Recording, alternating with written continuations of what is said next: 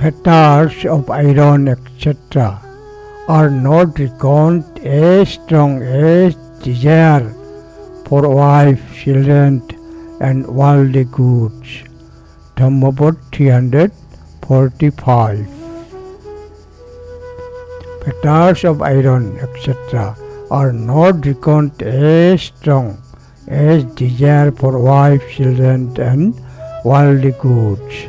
Dhammapad 345. The wise one who do not describe the bonds of wood, grass, or iron as strenuous bondage, but the bonds of gems, studded ear ornaments strongly attached to wives, sons, or daughters. If there is any desire, is strong bondage. Neither of iron, nor wood, nor hemp is bond so strong. Proclaim the wise as passions yearn for sons, for wives, for gems and ornaments.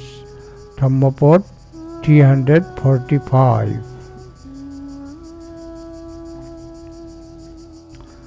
No tong dalohong bandhano mahu thira, jadayochong darujong babbo jonso, sharattaratta mani kundalesu, putteshu daresu so ya opekha.